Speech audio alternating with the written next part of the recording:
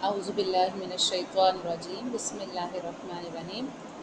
प्यारी बच्चियों, आज हमारा सबक अक़ीदा आखिरत का दूसरा पीरियड है और हम इंशाल्लाह इसका बक़िया हिस्सा आज पढ़ेंगे। कुछ बातें हमने उस रोज़ डिस्कस की थी कि क़यामत के मनाज़िर क्या होंगे, उसके अहवाल क्या होंगे। आज हम इस सिलसिले को आगे लेकर चलेंगे। आज जो अहम बात है वो है कि अक़ीदा आखिरत हमारे किरदार की तामीर में या हमारी शख्सियत की तामीर में क्या किरदार अदा करता है। यानी अगर एक शख्स अक़ीदा आखिरत पर यकीन ना रखे तो वो कैसा होगा, और एक और शख्स जो अक़ीदा आखिरत पर यकीन रखता हो तो उसके मामलात और उसका रवैया किस तरह होगा। आज की गुफ्तगू इस बात पर होगी।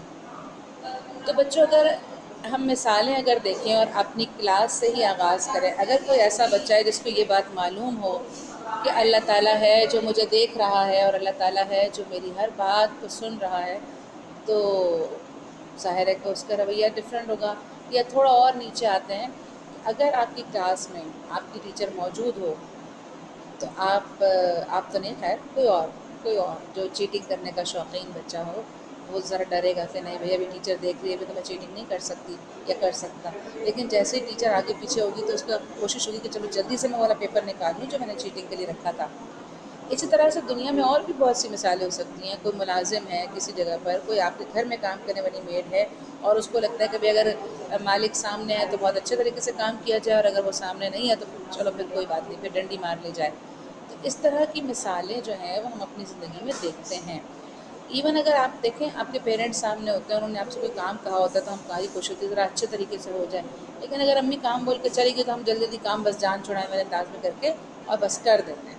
तो ये रवैया अगर हम किसी इंसान के बारे में रख सकते हैं तो अल्लाह ताला के मामले में भी आमतौर पे यही रवैया नज़र आता है देखने में। क्योंकि देखें, अल्लाह ताला हमें नज़र नहीं आता, लेकिन उसका उसका कहना है कि वह हमें हर वक्त देख रहा है। वह हुआ माकुम ऐनमा कुंतुम वह हुआ समीउल अलीम वह हुआ समीउल बसीर। तो इसका मतलब है वो हमारी हर हरकत को, हमारी हर मूवमेंट पे उसकी नज़र है। उसके इल्म में है कि हम क्या करते हैं, क्या नहीं करते, क्या हमारी दिलचस्पियाँ हैं, किन चीज़ों में हम डंडी मार जाते हैं, किन चीज़ों में हम चीट करते हैं, किन चीज़ों में हम धोखा दे जाते हैं, कब हमने झूठ बोला, कब हमने सच बोला। एक एक चीज़ अल्लाह ताला की नज़र में रहती है। और अगर एक शख्स ऐसा है जो कि अल्लाह ताला पर भरपूर ईमान रखता है, पूरा यकीन रखता है, तो वो कभी भी कोई भी काम करने से पहले सबसे पहले उसके ज़हन में ये आएगा कि नहीं, मेरा अल्लाह मुझे देख रहा है, इसलिए मैं कोई ऐसा काम नहीं करूँगा, चाहे दुनिया के सब लोगों को पता चले या ना चले, चाहे दुनिया के हर शख्स की नज़र से मैं बच जाऊँ, लेकिन मैं अपने अल्लाह की नज़र से नहीं बच सकता। इसलिए उसकी हर मुमकिन कोशिश होगी कि वो कामों में इखलास के साथ अच्छाई और नेकी को सामने रखते हुए काम करे। फिर एक और बात भी है कि क्या चीज़ है जो हमें अल्लाह पर ईमान और अक़ीदा आखिरत पर ईमान रखने पर मजबूर कर देती है। देखो बेटा, दुनिया में ना किसी भी काम का रिज़ल्ट नहीं मिलता, 100% नहीं मिल सकता। कभी ऐसा होता है मैंने बहुत अच्छा किया, मैंने आपके साथ या किसी और के साथ बहुत अच्छा कोई काम किया, लेकिन मुझे उसके रिवॉर्ड में वैसी एप्रिसिएशन या उसके जवाब में उसकी तरफ से कोई अच्छा बिहेवियर नहीं मिला। कभी आपके साथ भी ऐसा हुआ होगा कि आपने अपनी किसी दोस्त के साथ बहुत सारे नेकियां की होंगी, उसका काम कर दिया होगा, उसकी होमवर्क में हेल्प कर दी होगी, या कभी भी उसको हेल्प चाहिए होगी और आपने की होगी, लेकिन जब आपको ज़रूरत पड़ी होगी तो उसने आपको रूडली आंसर किया होगा और आपकी बात नहीं मानी होगी। तो ये दुनिया का एक आम रवैया है कि अच्छाइयों के बदले में हमेशा अच्छाइयाँ नहीं मिलती, और बहुत से लोग हैं जो बहुत बुरे बुरे काम करते हैं लेकिन उनको उनकी बुराई का बदला नहीं मिलता। दुनिया में कितने लोग हैं, चोर हैं, डाकू हैं, और पता नहीं क्या क्या गलत काम करते रहते हैं, और हम देखते हैं उसके बावजूद अल्लाह की नेमतें हैं कि उन पर बरसती जा रही हैं, और लगता ही नहीं है कि कहीं से उनको कोई सज़ा या कोई अजाब उन पर आने वाला है। तो ये चीज़ें देख के हो सकता है कोई कमज़ोर ईमान वाला शख्स जो है वो अल्लाह से शिकवा करने लग जाए, नाराज़ हो जाए कि अल्लाह ताला फ़लाँ तो आपका नाफरमान है, फिर भी आप उसको इतने इनामात देते हैं, और हम तो सुबह शाम आपकी इबादत करते हैं, आपके लिए नमाज़ पढ़ते हैं, आपका ज़िक्र करते हैं, और हर वक्त आपकी बात मानने और आपका ख़्याल रखने की कोशिश करते हैं, यानी आपके अहकामात की अताअत की, फिर भी हमारे साथ इतनी मुश्किलात, फिर भी हमारे ऊपर इतनी आजमाइशें। तो बेटा, दुनिया जो है ना ये दारुल इम्तिहान है, यहाँ रिज़ल्ट नहीं मिलते। ये रिज़ल्ट की जगह नहीं है, सिर्फ इम्तिहान की जगह है। यहाँ अल्लाह ताला सिर्फ हमें वॉच कर रहे हैं। इनामात और अच्छाइयाँ और दौलत और स्टेटस और दूसरी जितनी भी चीज़ें हैं, ان کا اس وقت کا کم از کم تعین اس بات پہ نہیں ہو سکتا کہ یہ نیک بندہ ہے تو اس کو اللہ کوئی مشکل نہیں دے گا، اور یہ بہت گناہ گار ہے تو اس کے اوپر ساری آزمائشیں آئیں گی. ایسا کہیں کوئی فارمولہ اللہ تعالیٰ نے نہیں بنایا. بلکہ ہم تو دنیا کی ہسٹری میں یہ چیز دیکھ رہے ہیں نا کہ جتنے بھی انبیاء گزرے ایک آدھ کو چھوڑ کے زیادہ تر انبیاء کی لائف بہت ٹف تھی. انہوں نے بہت اسٹرگل کی دین کی خاطر، بہت سی مشکلات برداشت کی. حضرت ابراہیم کو دیکھیں، آگ میں ڈال دیا گیا ان کو. حضرت نوح علیہ السلام 950 سال اپنی قوم کو تبلیغ کرتے لیکن کوئی ان کی بات نہیں مانا، چند اکا دکا لوگوں کے سوا. حضرت موسیٰ علیہ السلام کو کتنی مشکلات برداشت کرنی پڑی. گھر سے ان کی والدہ نے صندوق میں ڈال دیا، پھر بادشاہ کے محل میں رہے تو بادشاہ کے محل سے ایک واقعہ ہوا کہ ان کو وہاں سے ہی بھاگنا پڑا. اس کے بعد 10 سال پتہ نہیں کیا بہت ساری مشکلات ہیں. حضرت یونس علیہ السلام مچھلی کے پیٹ میں رہے. تو بیٹا پیارے نبی صلی اللہ علیہ وسلم کا بھی یہی معاملہ ہم دیکھتے ہیں کہ یتیم ہیں اور پھر خاندان والوں کی مخالفت بھی ہے، اور مطلب کوئی بہت خوشحالی والا معاملہ بھی نظر نہیں آتا ہے. ہر طرف طائف کا بازار ہو، احد کا میدان ہو، ہر جگہ ہم دیکھتے ہیں کہ اسٹرگل سے بھرپور اور مشکل ترین لائف انبیاء کرام علیہ السلام نے گزاری. تو ہم تو انسان ہیں، عام سے انسان. ہم کس زوم میں مبتلا ہیں کہ ہم 5 وقت کی نماز پڑھ لیں گے یا تھوڑے بہت ٹوٹی پھوٹی عبادات کر لیں گے، پھر ہم یہ اطمینان رکھیں کہ بھئی اللہ تعالیٰ تو ہم سے بہت خوش ہو جانا چاہیے اللہ تعالیٰ، اور ہمیں ہر نعمت ملنی چاہیے، جو ہم چاہیں ہمیں وہ مل جائے. یہ دنیا کا کرائٹیریا نہیں ہے، دنیا میں ایسا نہیں ہوتا. بہت سال پرانی بات ہے، مجھے اپنے بچپن کا ایک واقعہ یاد آتا ہے کہ ایک شخص تھا لاہور میں، اس کا نام تھا جاوید اقبال. کبھی آپ ہسٹری اگر سرچ کریں گے تو آپ کو شاید مل جائے.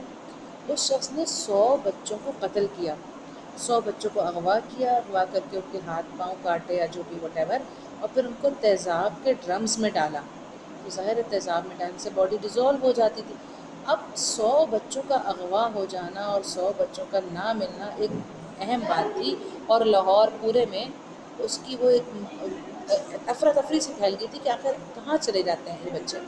پھر اس کے بعد جب تفتیش ہوئی، وہ پکڑا گیا تو اس کے گھر سے ان 100 بچوں کے کپڑے، ان کے جوتے اور کیا کیا سامان ملا. تو اس شخص کو پھانسی تو ہوئی، لیکن آپ بتائیں کہ ایک شخص کی پھانسی کیا 100 بچوں کی ماؤں کو تسکین دے سکتی ہے؟ کیا ان کے بچے اس شخص کی پھانسی سے واپس آ جائیں گے؟ نہیں آ سکتے نا. اسی طرح سے ہم دنیا کے اندر دیکھتے ہیں کتنے ہی لوگ ہیں جنہوں نے کئی لوگوں کو قتل کیا ہوتا ہے، کئی گھروں میں ڈاکے ڈالے ہوتے ہیں، بہت سارے لوگوں کو تکلیفیں دی ہوتی ہیں، بہت سارے لوگوں کو پریشان کیا ہوتا ہے. لیکن ان سب لوگوں کی تکلیف، ان سب کی پریشانی کا بدلہ دنیا میں کم از کم نہیں مل سکتا. مجھے یہ لگتا ہے کہ اگر میں کسی کے ساتھ بہت اچھی ہوں اور جواب میں اس نے مجھ سے اتنی اچھائی نہیں کی تو میرا دل ٹوٹ جائے گا کہ بھئی اس نے تو میرے ساتھ ویسا اچھا نہیں کیا جیسا میں اس کے ساتھ ہمیشہ کرتی رہی ہوں. لیکن اللہ تعالیٰ جو ہے نا وہ ہر چیز کا پورا انصاف اور پورا ترازو تول کے رکھتے ہیں. اللہ تعالیٰ کبھی بھی کسی شخص کے ساتھ زیادتی نہیں کرتے، اللہ تعالیٰ کبھی کسی شخص کے ساتھ ناانصافی نہیں کرتے. حتیٰ کہ کبھی ایسا ہوتا ہے کسی نے کسی کو تھپڑ مارا، اب جواب میں آپ اس کو اجازت دیں بھئی جواب میں تھپڑ تم بھی مار لو، لیکن اس تھپڑ کی رفتار اور اس کا وہ زور کتنا لگا، پہلے والے نے کتنی زور سے مارا، دوسرے والے نے اس سے زیادہ زور سے مار دیا یا اس سے کم ہلکا مارا، ہم تو دنیا میں یہ چیزیں نہیں ناپ تول سکتے. لیکن اللہ تعالیٰ یہ چیزیں بھی ناپ لیتے ہیں. اللہ تعالیٰ ان چیزوں کو بھی ترازو میں تولیں گے کہ کس نے کس کے ساتھ کتنی زیادتی کی تھی اور اس کے جواب میں اس شخص کو کتنی زیادتی سہنی پڑی یا اس کے ساتھ کیا رزلٹ ہوا. دنیا میں 100 بچوں کے قتل کرنے والے فرد کی پھانسی ان 100 ماؤں کی تکلیف کا ازالہ نہیں کر سکتی. اور بھی بہت سارے معاملات ہو سکتے ہیں. اپنے دائیں بائیں ہم نظر ڈالیں، آپ کو بھی نظر آتے ہوں گے ایسے لوگ جو بہت پریشان کر رہے ہوتے ہیں، لوگوں کو بہت تنگ کر رہے ہوتے ہیں، لوگ ان سے پریشان ہو جاتے ہیں لیکن وہ ان کو کچھ کہہ نہیں سکتے کیونکہ کچھ بھی کہہ لیں فائدہ نہیں ہوتا. تو اس وقت پھر انسان کہتا ہے کہ بھئی ہر چیز کا بدلہ جو ہے نا وہ اللہ تعالیٰ کے پاس ہے. اور انبیاء کرام نے جتنی مشکلات سہی، ظاہر ہے انہوں نے بھی ان مشکلات کو کیوں برداشت کیا. ابراہیم علیہ السلام کیوں آگ میں کود گئے، اور اسماعیل علیہ السلام کیوں ذبح ہونے کے لیے تیار ہو گئے. یہ سب کہاں سے ملتا ہے؟ صرف اور صرف اس وجہ سے کہ ایک دن ان ساری مشکلات کا ہمیں بہت اچھا بدلہ ملے گا کیونکہ یہ ہم نے اپنے رب کی خاطر برداشت کی تھی. آج ہم بھی اگر دنیا میں تھوڑی بہت تکلیفیں اس امید پہ برداشت کر لیں کہ کوئی بات نہیں آخرت میں اللہ دیکھ رہا ہے، تو ایک دم سے لگتا ہے کہ دل میں ٹھنڈک کا احساس ہو گیا ورنہ اگر ابھی کے ابھی بدلہ لینے کا وہ غصہ ہمارے اندر بھر جائے، بس آج ہی ہم نے بدلہ لینا ہے، آج ہی ہم نے پوچھنا ہے، جس نے ہمیں جو کہا اس کو ہمیں چھوڑنا نہیں ہے، تو کیا ہوگا؟ ذہنی طور پہ ہم بیمار ہو جائیں گے، ہم نفسیاتی مریض بن جائیں گے اگر ہمیں ہر شخص سے آج ہی بدلہ لینے کی ٹھان لیں ہم، اور ہم کہیں جس نے ہمیں ایک لفظ کی تکلیف دی ہے اس کو تو ہم 10 لفظ کہتے ہیں نا، برا کرو گے برا کریں گے، بھلا کرو گے بھلا کریں گے، ہم آدمی ہیں تمہارے جیسے، جو تم کرو گے وہ ہم کریں گے۔ یا پھر یہ جملہ بھی ہم سن رہے ہوتے ہیں کہ میں تو 1 کی 10 سنا دیتا ہوں، تم 1 لگاؤ گے ہم 10 لگا دیں گے۔ ارے بھائی، دنیا کے اندر کسی کی زیادتی اور کسی کی برائی کا بدلہ دینا ممکن نہیں ہے۔ اگر ہم صبر کر لیں، اگر ہم اس چیز پہ یقین رکھیں کہ میرا رب دیکھ رہا ہے۔ سورہ حدید کی آیت ہے وَهُوَ مَعَكُمْ أَيْنَمَا كُنْتُمْ، اللہ تمہارے ساتھ ہے تم جہاں بھی ہو۔ اس آیت سے بہت تسلی ہو جاتی ہے۔ اگر فرض کریں آپ کہیں تنہا ہوں اور آپ کو خوف ہو کہ پتہ نہیں میرے ساتھ کیا ہوگا، ابھی کوئی اچانک آ نہ جائے، کوئی مجھے نقصان نہ پہنچا دے، اور وہیں آپ سے کہا جائے ارے پریشان نہ ہو، تمہارے پیچھے تمہارے ابو کھڑے ہیں، تمہارے پیچھے تمہاری امی کھڑی ہیں، تو دل ایک دم اطمینان سے بھر جائے گا کہ الحمدللہ میں اکیلی نہیں ہوں، میرے ساتھ کوئی ہے۔ تو بیٹا ہمارے ساتھ تو اللہ تعالیٰ ہے جو ہر وقت ہے، ہماری ہر بات کو سن رہا ہے، ہر تکلیف کو دیکھ رہا ہے، ہماری ہر خوشی میں ہمارے ساتھ ہے، ہمارے ہر غم میں ہمارے ساتھ ہے۔ تو یہ اطمینان کتنا زیادہ بڑا ہے۔ ظاہر ماں باپ تو عارضی دنیا کے رشتے ہیں نا، ان سب کا پیدا کرنے والا کون ہے؟ ان سب سے بڑھ کر کون سی ہستی ہے؟ وہ اللہ تعالیٰ ہے۔ تو جب اللہ تعالیٰ ہمارے ساتھ ہے تو پھر تو کسی چیز کا غم ہمیں نہیں ہونا چاہیے، کسی چیز کی پریشانی ہمیں نہیں ہونی چاہیے۔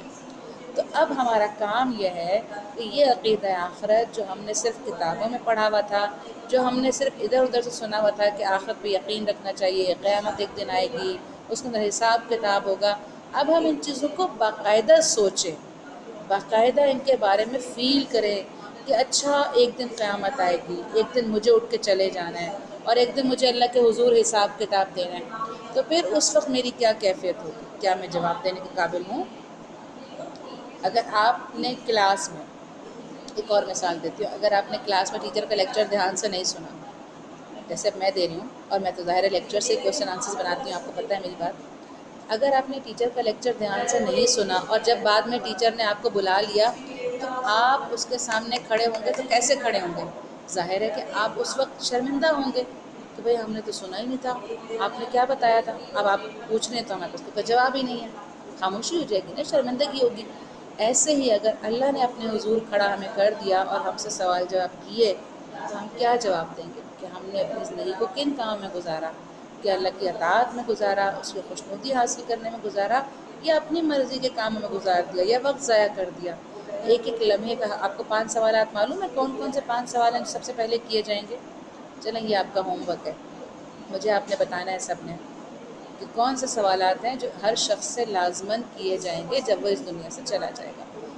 تو بہرحال ہمارا کام بیٹا یہ ہے کہ ہم اس بات پہ یقین رکھیں کہ اللہ ہماری ہر مشکل اور ہر پریشانی میں ہمارے ساتھ ہے، اور ہر لمحے میں ہمارے ساتھ ہے، کوئی بھی کام کر رہے ہوں بس اس بات کو ذہن میں رکھ لیں کہ اگر اللہ تعالیٰ نے مجھ سے اس کام کے بارے میں پوچھ لیا تو میں کیا جواب دوں گا، کیونکہ جواب دہی کا احساس جب تک نہیں ہوتا تب تک انسان لاپرواہ ہوتا ہے، اور جب کسی شخص میں جواب دہی کا احساس پیدا ہو جاتا ہے تو پھر وہ احساس اس کو بے چین رکھتا ہے، پھر وہ احساس اس کو نیکی کی طرف راغب رکھتا ہے اور نیکیوں کے راستے پہ گامزن کر دیتا ہے۔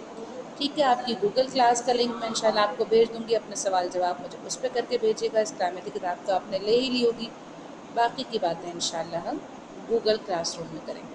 السلام علیکم۔